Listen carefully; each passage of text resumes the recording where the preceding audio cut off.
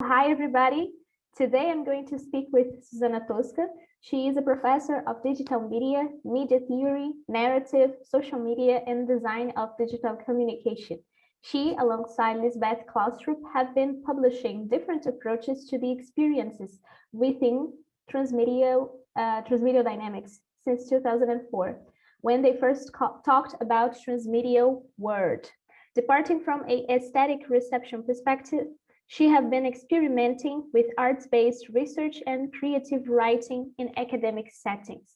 So I'm very pleased to receive her. I hope you like this talk. We are going to talk a lot about transmedia. So if it's something that you are interested in, please wait for us.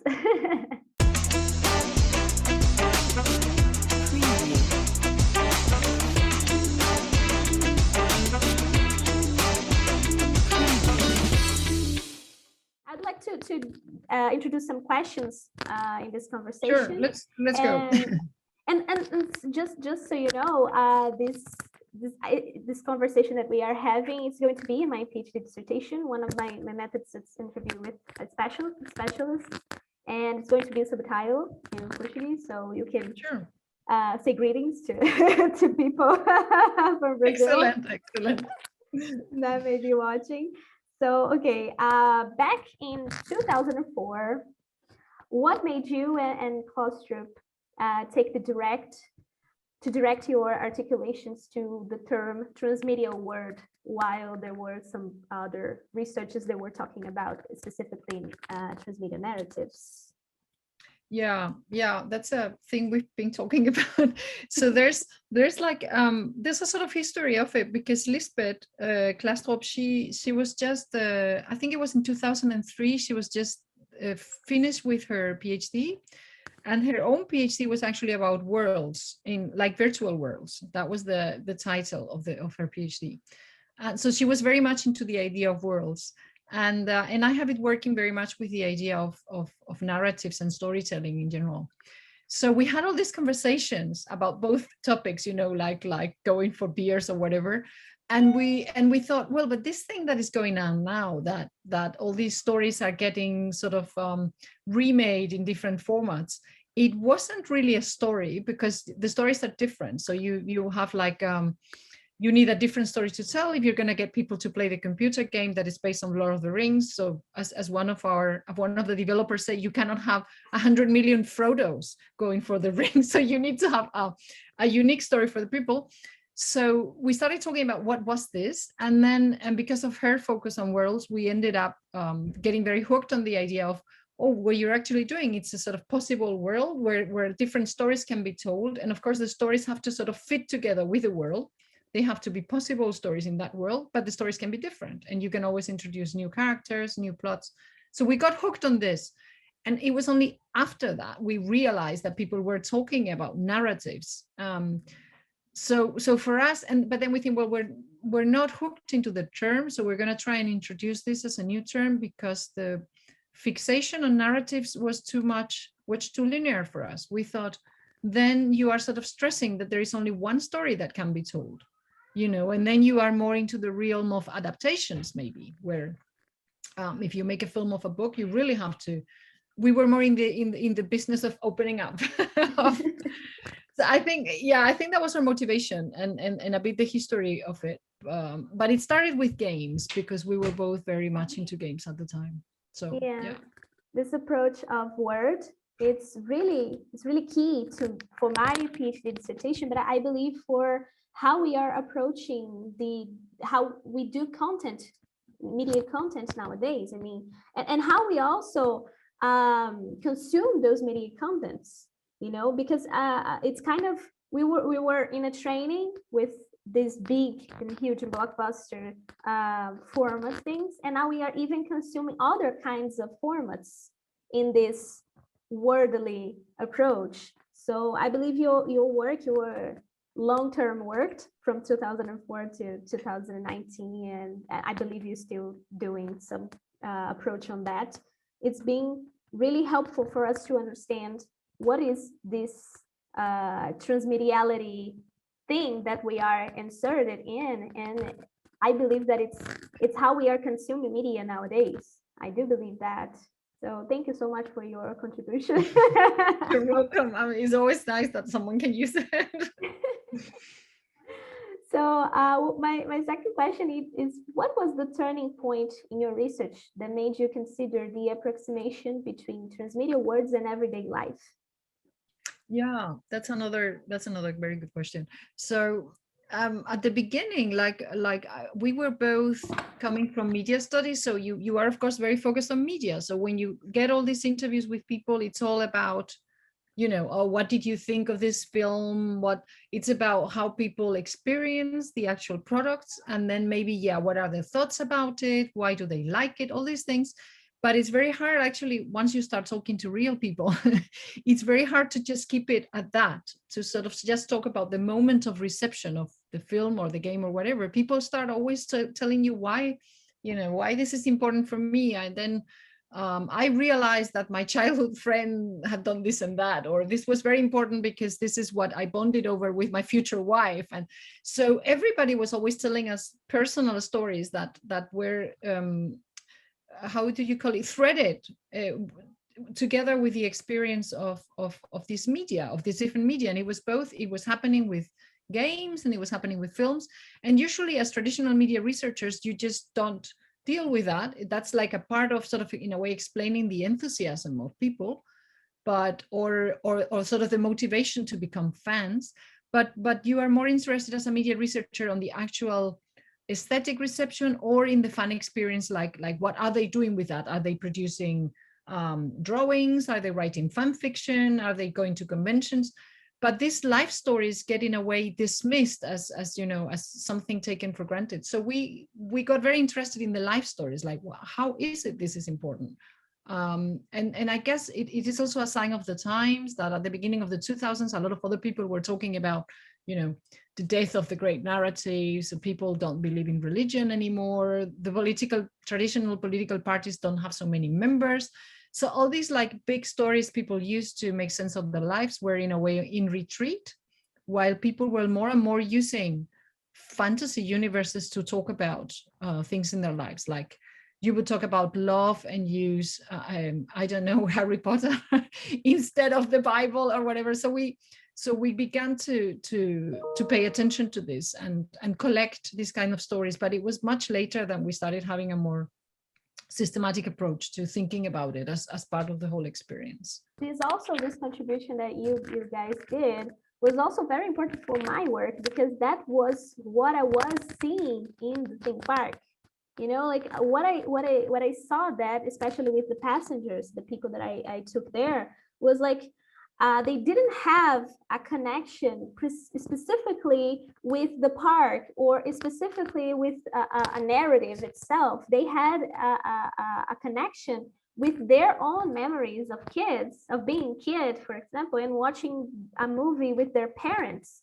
So they weren't like, oh my God, I'm here because I have this deep connection with Ariel.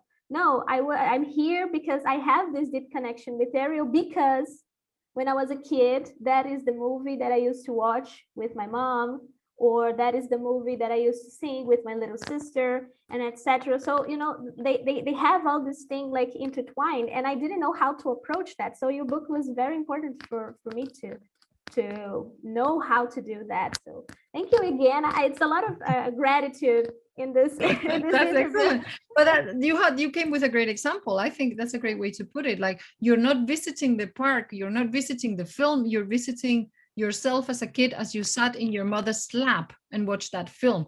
I mean, of course, the film plays a role, but so that is this kind of return that was important. And we, I think, I mean, I never get tired of collecting the stories. Maybe it's a bit sentimental, but I think people are so generous in sharing these connection stories, and that's really interesting. Yeah, one of the things that I did with your model, with your experience model, is kind of break down the three parts by understanding what would be interesting to look at.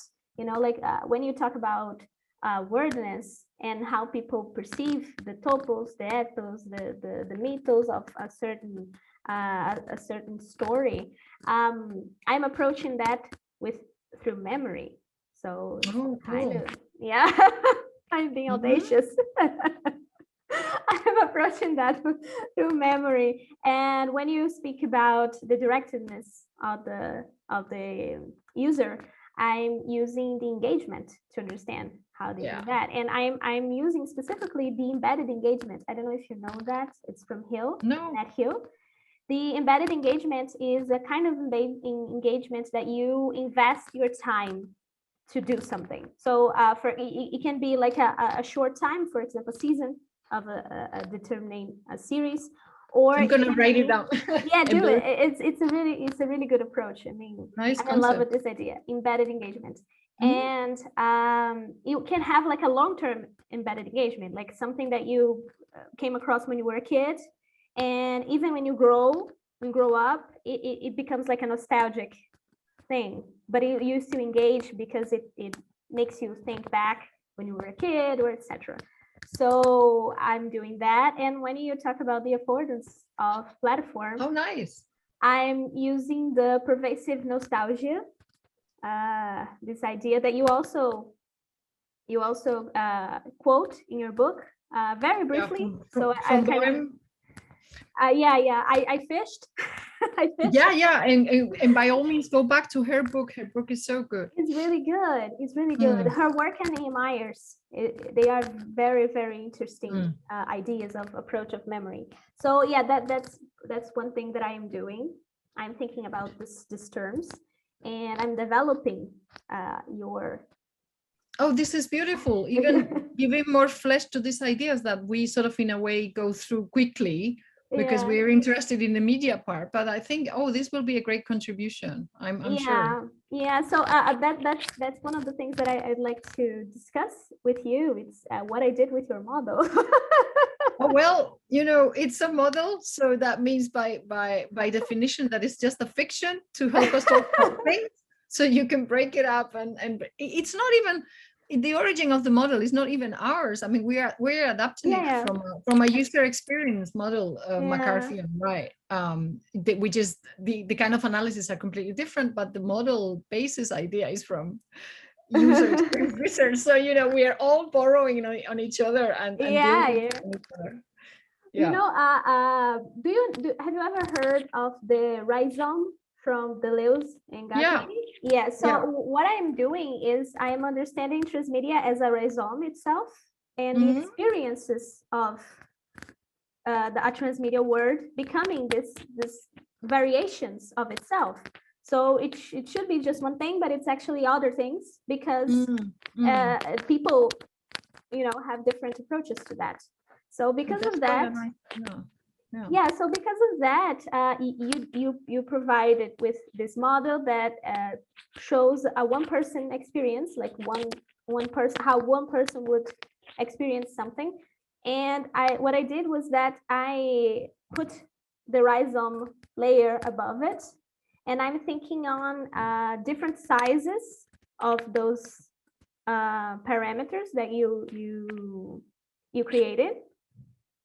And in a more organic connection, like you put the connection in the platform's affordances, and I kind of put the connection in everywhere. Like you can connect to somebody else by your intake of the wordness of the transmedia word, and also you can take you can have a connection with somebody else because of the way you use the platform, or the way that you access the platform, and etc. So I kind of did that, and I would like to show you if it's. Oh, please. Yeah, go ahead. You can share screen, or how would we do it? Yeah, I will share with you my screen. Are you seeing it?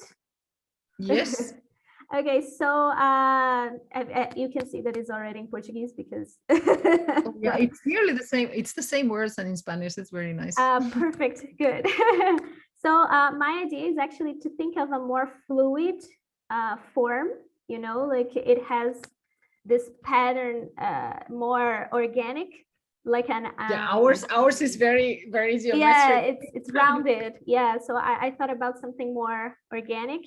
And in my intake, they are different. They have different sizes, because you can, as a person, you can you find your own create your own experience in a transmedia world, with different sizes of wordiness, different sizes of platforms, and etc. And this here would be more or less how they intertwine. Yeah. Oh, nice. Yeah. So I believe I like the more it looks a bit like cells, like, you know, like yeah. like you used to have in natural class, like when you have the center of the cell and then like the fluid. Yeah. That's the idea, because you can see that even the sizes of the transmedia experience, they change because of the different way these parts overlap, you know. So even then you can have like different connections. What I like about this model, I mean, I don't know, maybe if I'm interpreting right, and you can tell me, it's like very often when you look at engagement and people and media, people, for example, like fan theories and things like that, they are always very invested in how big of a fan you are, right? So they are always talking about if you're a casual fan, if you're an expert, so it becomes like a sort of, it's sort of, I don't know, I always think it's like a sort of very masculine way of looking at things, like accumulating this knowledge and then having levels, like the in martial arts, you get these belts depending on how good you are. But here, you don't even need to know a lot about the particular world, or maybe you only had like one encounter as a child, but your experience can still be such as important in relation to your own life, and then to maybe an engagement like going to the park or whatever, right? So it's not about a sort of accumulation of knowledge, a sort of hierarchy, but it's more about trying to see what are the nuances of the experience, right? Yeah, exactly. I'm so glad that you said that, because it's where I want to go, you know. Like, I want to show the experiences, they don't have to fit in a box. I really, I mean, that's what I see when I see this. I see this openness, and I see the possibility of, as you say, there are different sizes, because the engagement will always be very situated. Like, you don't really know, you cannot predict, oh, in order to visit the park, a person needs to have seen this film 3 times, or, I mean, this is all very fluffy in a way. It doesn't need to be defined. Yeah, exactly. I mean, oh God, thank you. that's I think that's gonna work. I think that's gonna illustrate this kind of fluidness and this and I actually like the idea of direccionamiento de usuario, because I need to read up on this concept you presented, the embedded engagement. I think it might be a key. I mean, we were very, very obsessed in our model to get away from a sort of very text-centric model that is very obsessed about what the text is doing. But we don't really, I mean, we are sort of halfway, but you are more successful in getting farther away from the text and closer to the people, I think. Yeah, that's what I'm trying. Yeah, I'm trying to do that. I hope it works, because it's kind of a difficult thing, because subjectively speaking, is very subjective. I know. And some people will say, oh, how can you know that? And we are moving into the realm of the sort of psychological, or, you know, but no, because you're still keeping the platform, and you're still keeping the worldness, and there is an actual experience that can be described. So it's not just someone thinking something. Yeah, you know, about the direccionamento, it was a Rainier's suggestion. Yeah, when I translated, like, almost literally, and she was like, why don't you consider direccionamento as a word, because it's not such a strict way, it's not linear. So when you say direccionamento, it's more like it can go everywhere, because you have like a direction. You have a direction, but it's not like a fixed path. Exactly. So, it's a good word. It's a good word, I think. Yeah, I agree. Because it might also explain some sort of changes in motivation, right? So you might have this direction, but then you lose interest, or, you know, like your connection to the Disney universe can be dormant, and then it can wake up again when you get a child, for example, yourself.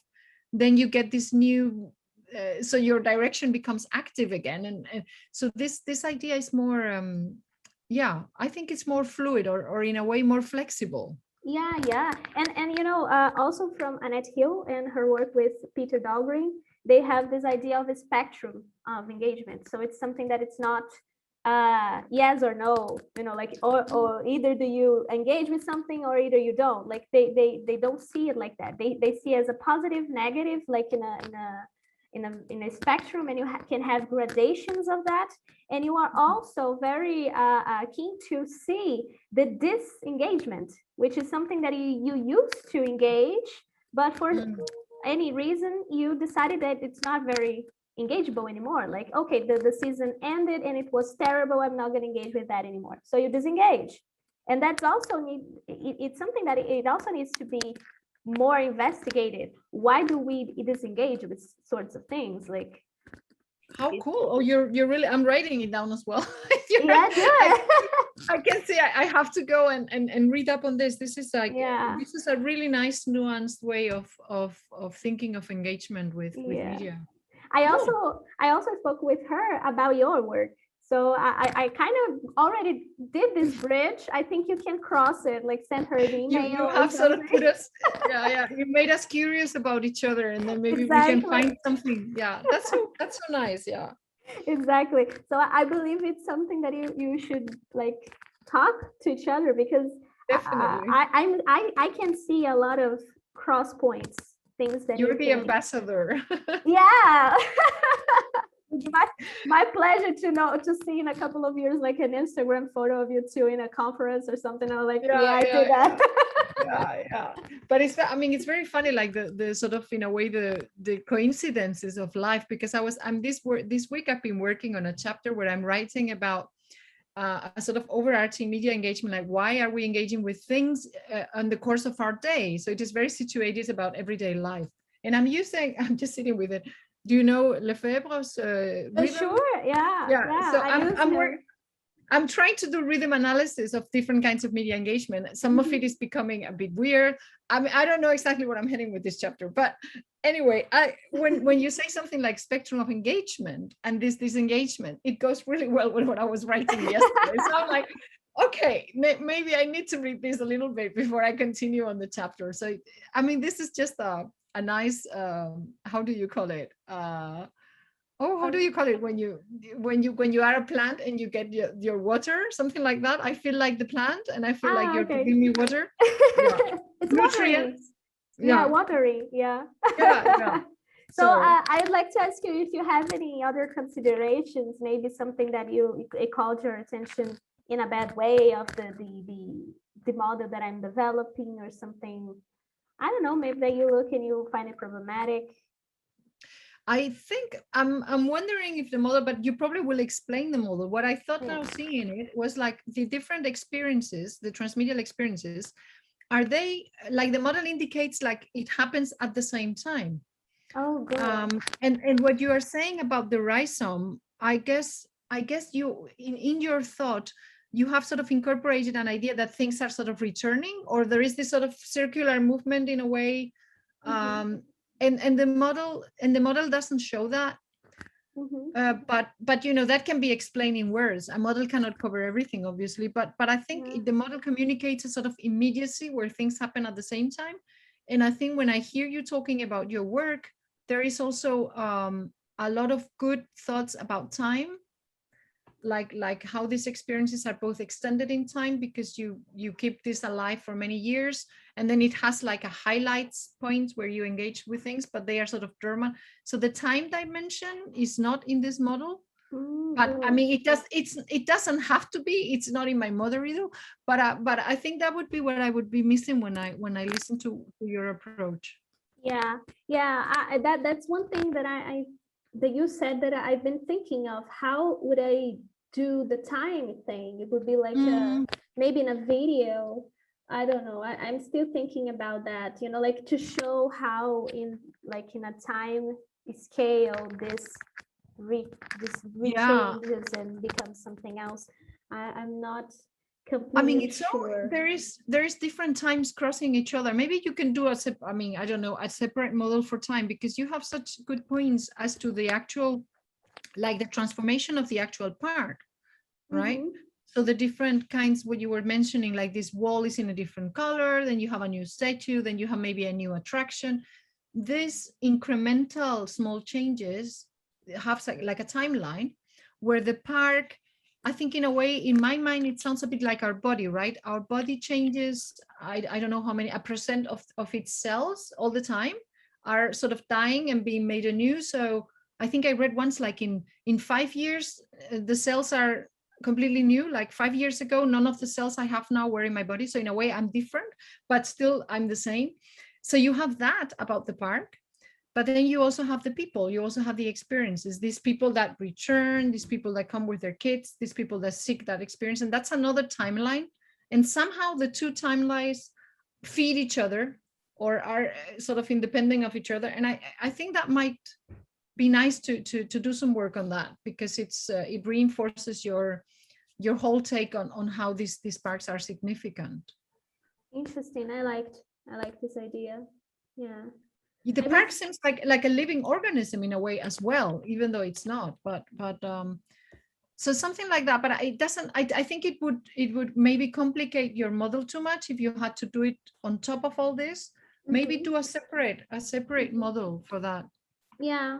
I'm also using a model from territory construction. I can Oh, show okay. you. It's like a model of movement. Let me just share with you. Just a second here. So this is the model of movement of territory construction. So you have a territory and you have this line that cuts it and makes it become something else, and it moves in a certain way like that, you know. That's not mine. This model is not mine. It's from another person that used territory to understand how gender fluidity happens in the world. Oh, I So see. So it is a sort of, again, a sort of changeable thing, but you still have the same core in a way, or? yeah, this is also from the Legendas. They have this idea of territory as our reality. So our reality is a constant movement of re-territorialization and desterritorialization. So we keep abandoning old territories and making others after we correlate the things that we live inside of our day-to-day lives. So for That's example, interesting. Yeah. yeah, so they use, for example, this idea of when you become a parent, a mother, and you have to feed your baby. So before, you didn't have the territory of the feeding. You didn't have to feed anybody. So when you have a baby, the baby cries. He is hungry. She or he is hungry and wants to be fed or wants to drink your milk. So you grab this baby and you put it in your lap, and it's fed. So in this situation, you abandon an old territory, which was you being a person without a kid, to go to another territory, which is you being a person with a kid that needs to feed this baby. And while this baby is growing, you will abandon old territories and make another with your relationship with the baby and everything else. Well, So it's a bit, I mean, it both has like territories have both sort of discourses. So there is an abstract level, but you yes, also have the very material level of your own yes, body and the world and your experiences, right? yes, It exactly. sounds a Yes, bit sort of anti, like actor network theory, like, or something like that. I don't know much about Actor Network, but I believe it has something to do with that because Yeah, it has like this idea of this, all these elements trying to play together, but instead of doing like this, they might probably do like a network, right? Like with different points that are yeah, connected. yeah, And then you would have like something in the middle. But this, I think this illustrates this nicely as well. yeah. This is also, yeah. In their idea, each new territory that you build has the potential of becoming a part of a bigger rhizome. So it's connected, you know, like the territories and the rhizome are connected. Each territory can be dismembered and become other rhizomes. So most of the rhizomes that we came across in our lives would be the result of the territories that we built. So each and every one of us are a rhizome itself, and all the territories that we have created throughout our lives make our rhizome happen. Yeah, and you can, but is there, like in the model, is there also like connecting to other people? That would happen no, also. In this one, it's not, but I intend to do that in my analysis chapter, you know, like show how I want to integrate this movement to the other model in a way, you know. I see. Okay. So this is like I think it's a good idea to keep it separate, like the two models, right? Like the other one is more static because then you can explain the elements, and this one is more about the movement and the changes. Yeah, this is probably one where you could also work in the time thing as well, right? Yeah, I believe in this one. When you were talking about the time, I believe this one is a good idea. Like instead of having like linear things are always such a bad idea because then you cannot go back. Yeah. This looks like a good complement, I think. Yeah.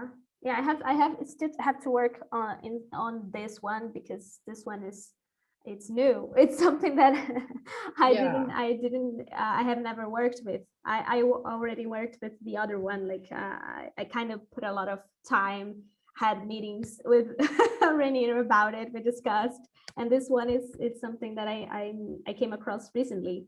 And but I think, I mean, the good thing about this is like it shows also you were already thinking about change.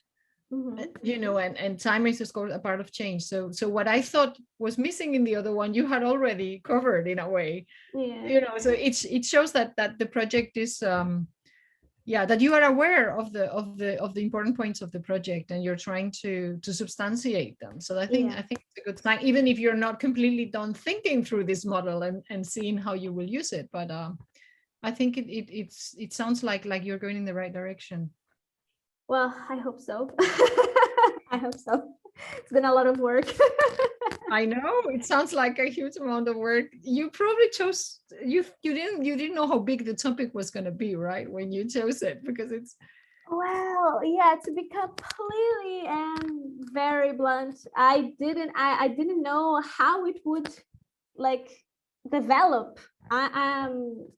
I work with media and space and transmedia since 2012, and I did my master's in 2015 about augmented reality and city and transmedia. But when I got to this PhD dissertation, my first idea, like back then, was actually to provide a PhD dissertation that was defending space as a media. You know, like that was what I was going to do. But then I came across other works that people were doing this, were defending the space as a media, and I was like, okay, so that's not something that I can do exactly. And it's a very big project as well, right? It's like oh yeah, I was going to do all this it would be a complete theoretical work, and it would like articulate geography, architecture and design and things like that to make a point. So I was speaking with my Brazilian my supervisor back in Brazil, and she was like, I think you should talk to Ranira.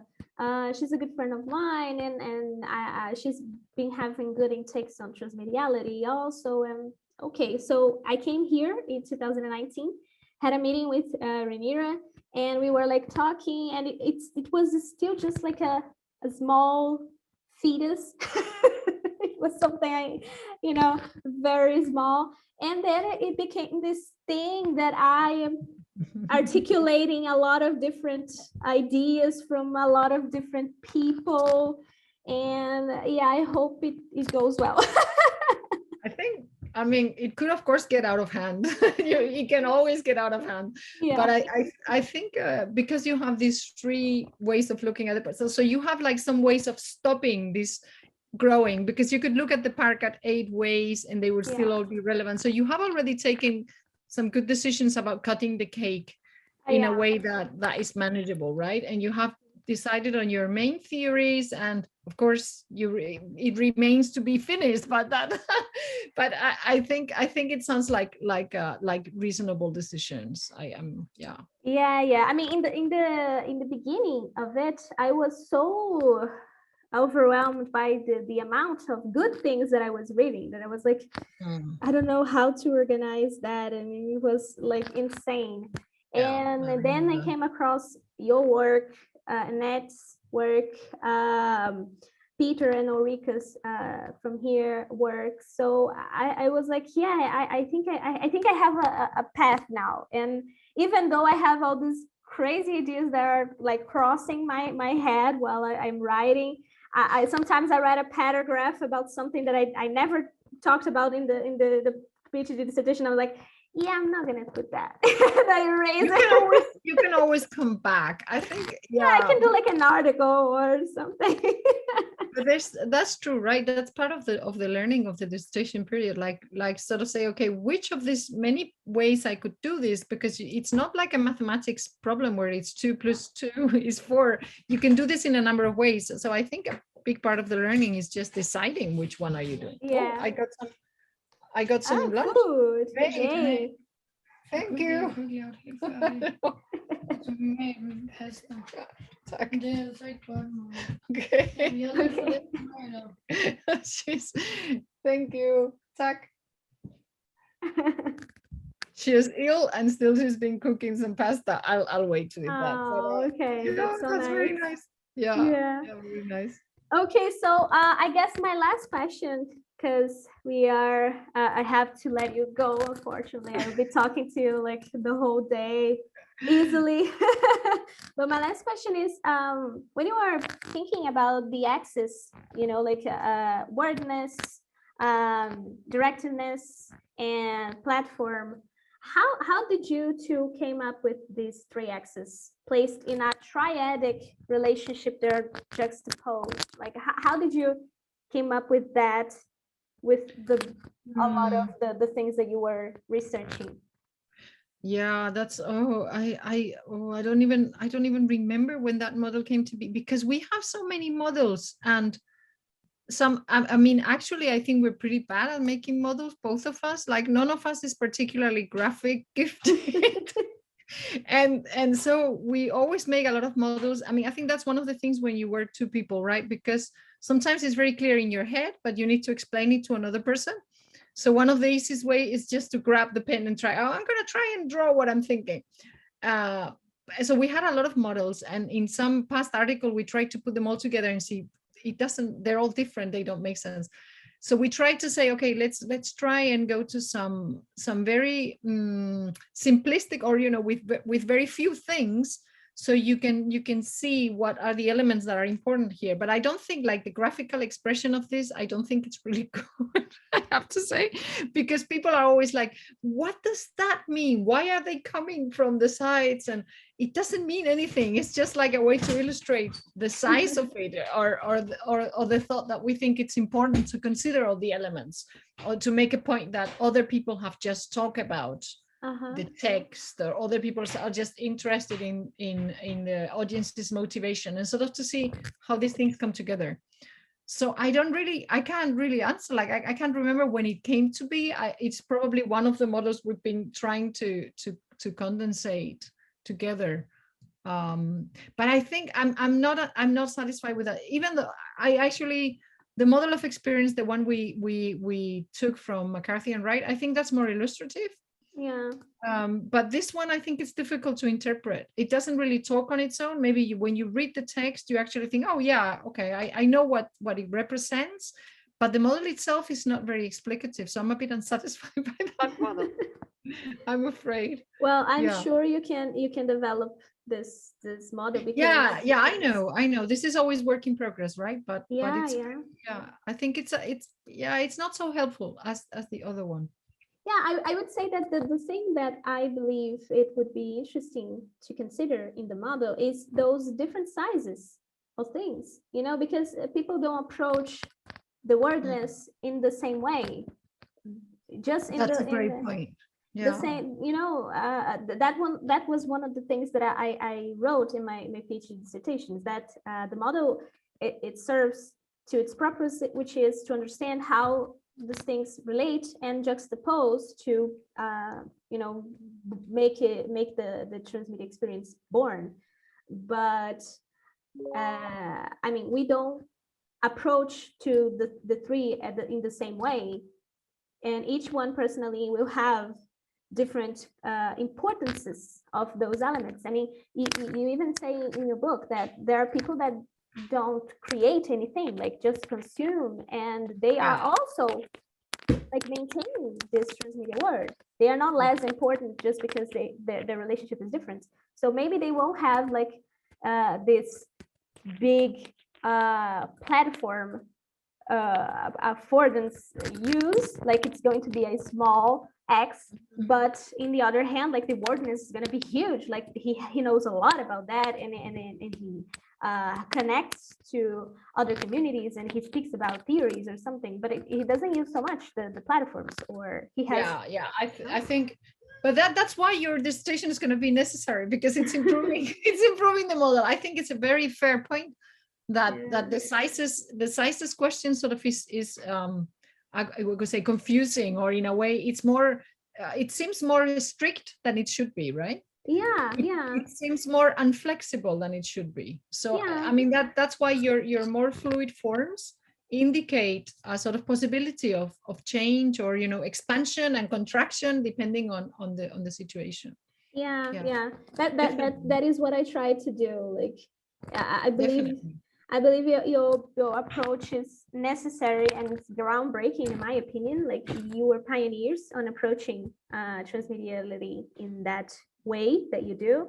So I'm very glad to have this moment to talk to you. Like it's something that. But you know, one of the things you need to do in your thesis is to kill all your fathers and mothers. So this is what you need to do. You need to say, oh, I like these ideas I built, and now I'm going to show you why they're wrong and why my approach is. You have to do that, so your committee will be very impressed, and of course, because then wow. you know you will send the field forward. I think you need to do it. No. I'm not gonna kill. I'm gonna add. You know, I believe in that. I believe in that. Let's add all together. I'm very dramatic. You know, it's the Spanish thing. It's always like that. Kill the fathers and mothers. Yeah.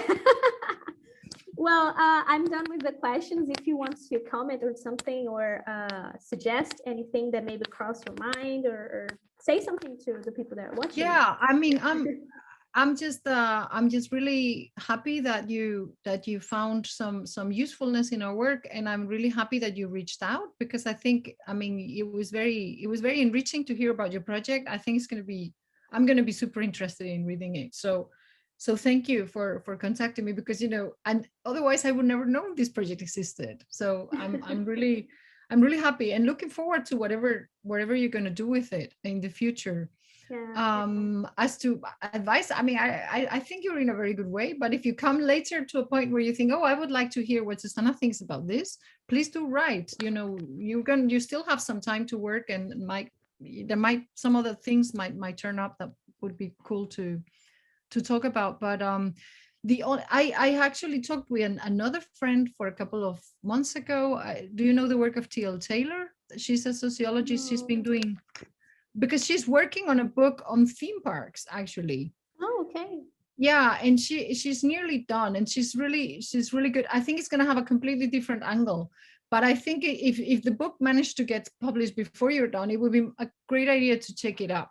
I'm going to write you her name. She's a professor at MIT, T.L. Taylor, and she's written something, like her last book is called Watch Me Play, and it's about people streaming their own playing games, but she's been writing also about things like EverQuest and things like that. And she's about to come out with a book on theme parks. Nice. But not to, I mean, you shouldn't be afraid of that, because she has a completely different approach. She's very much sociologist. She's a sociologist, so she's interested in other things. But I think it would be really nice to check it out before you, if it comes out before you're done.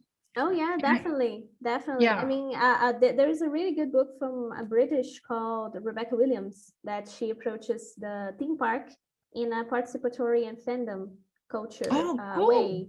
Yeah, Yeah, and her book helped me a lot. You know, like a very very good excellent. um, propositions of old research and how people intake the idea of a theme park inside of participatory culture.